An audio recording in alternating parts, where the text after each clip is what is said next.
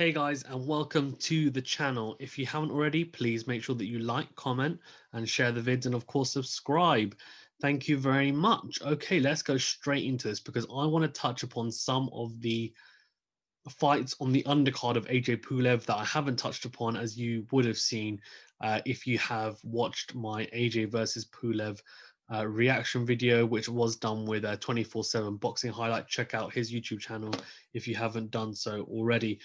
Okay, let's go straight into this because there's three fighters that I want to touch upon in terms of fights as well. Okay, let's go firstly on to actually there's four. Florian Marku, right? So Florian Marku I want to touch upon first. He obviously was in a bit of a controversial draw. Look, whether it was a draw against James Stewart or not, I think there's been quite a few interviews saying, look, judging needs to be looked into with British boxing. I think that it does.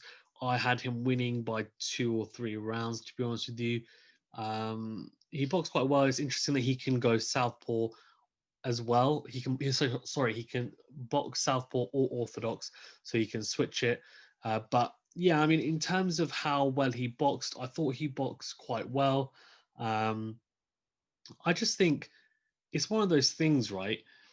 He wants to obviously fight good fighters, but this draw does affect him in a way because he wants to fight Chris Congo, Conor Ben, these guys.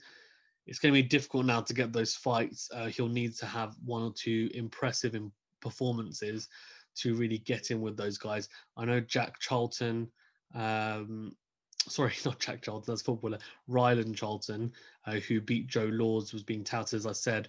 Let's see, that'll be a cracker, but disappointing for Florian Marku.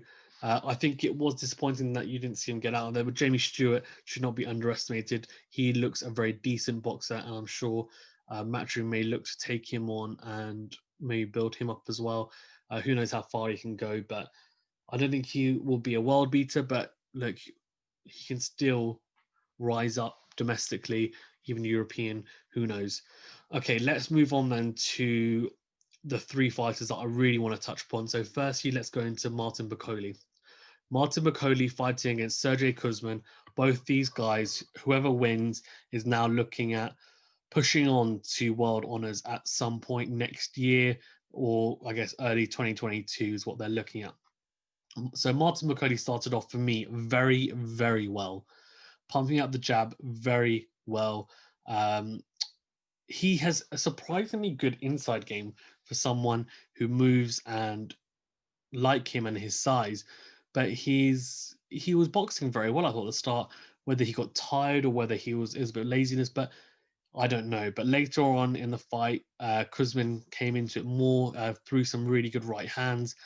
He was more contained in the way he fought. I thought Sergey Kuzmin, kind of 1-2s was 1-2s were something that he was trying to throw throughout the whole fight, whereas Bakole was throwing some hooks, etc.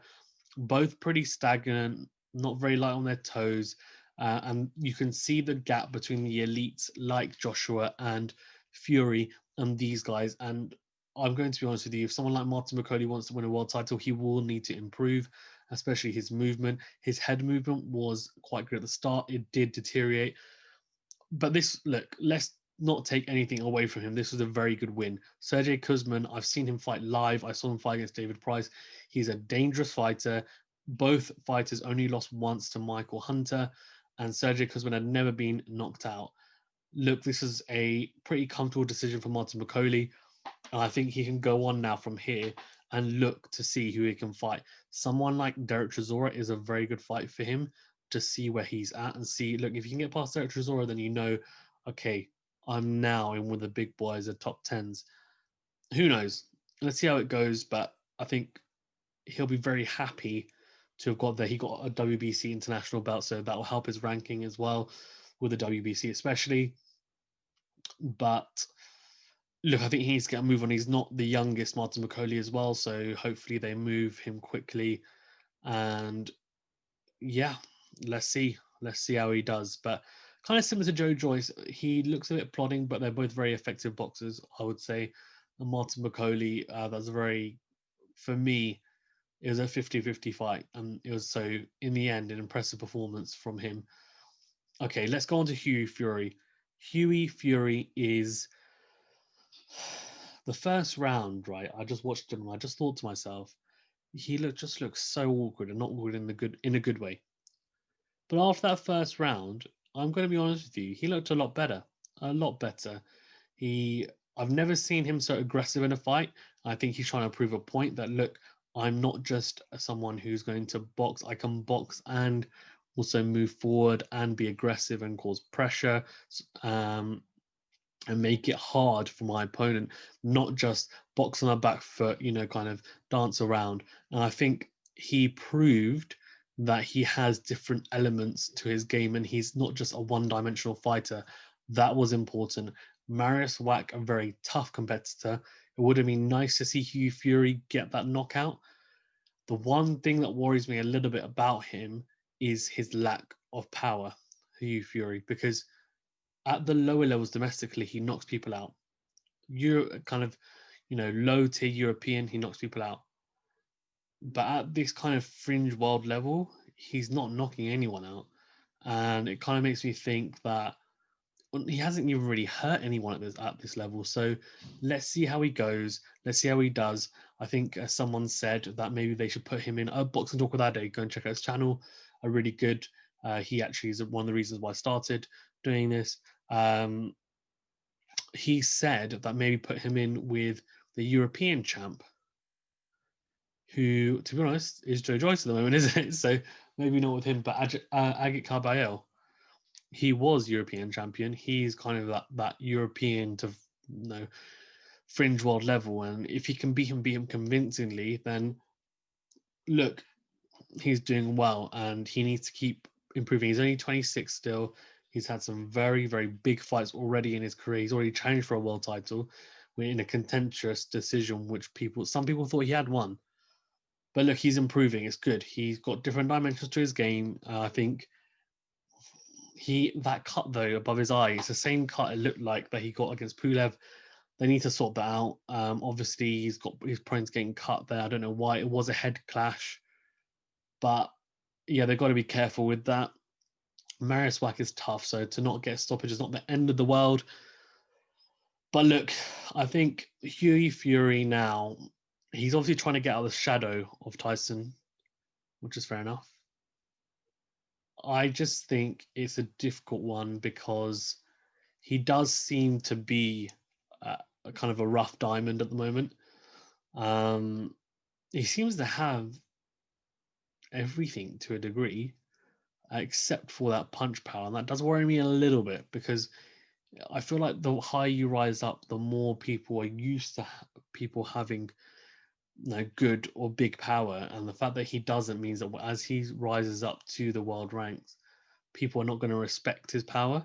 Even if he has power that makes someone respect it and they think, okay, I can't just go in with my chin up and just push and pressure, then it makes a difference. He threw some good combinations, good right hands, but again, it just didn't look like it was hurting Wach. It just looked like, okay, kind of caught him flush and he thought, okay, and it caught him off balance a little bit, but it wasn't hurting him. Yeah, we'll see. Let's see. I think he's one to look out for. He's obviously improving. Peter Fury is so knowledgeable.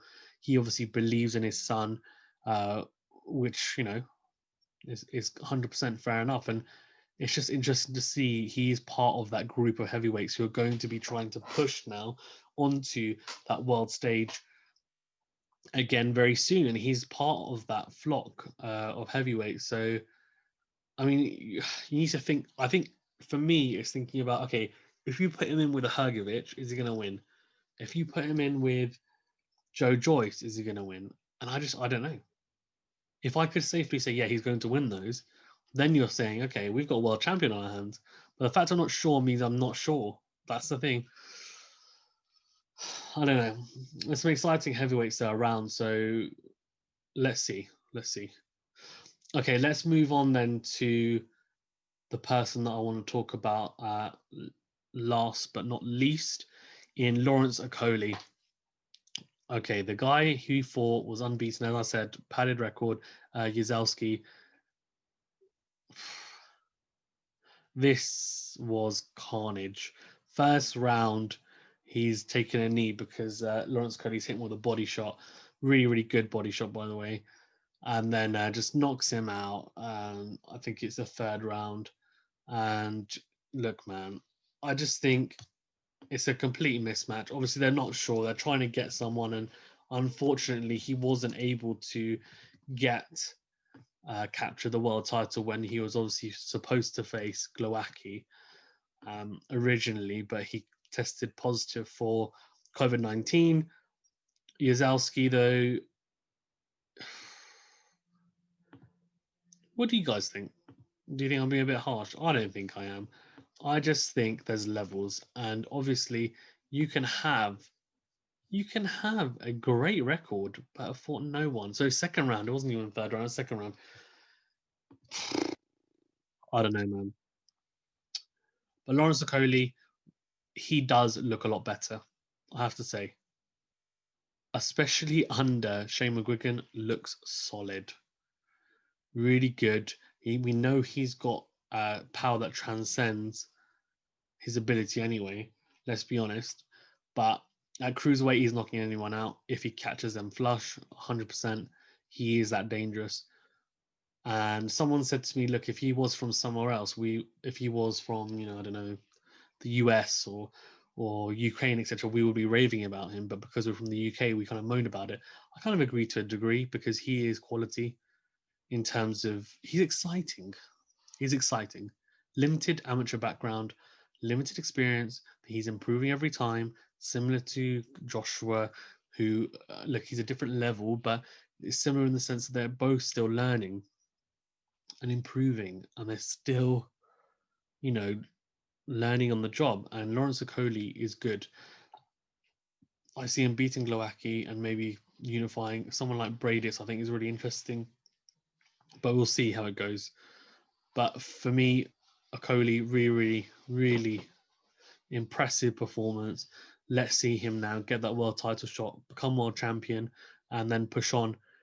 Interesting to see because I know that he will move up to heavyweight, how he'll be up there because he will not be the biggest guy in the division in fights when he moves up to heavyweight. Maybe he'll go to bridgeweight. That's a topic for another video. Anyway, guys, thank you very much for watching. If you haven't already, please make sure you like, comment, and subscribe to the videos. Thank you very much. Stay safe, and I'll see you guys on the next video. Thank you very much.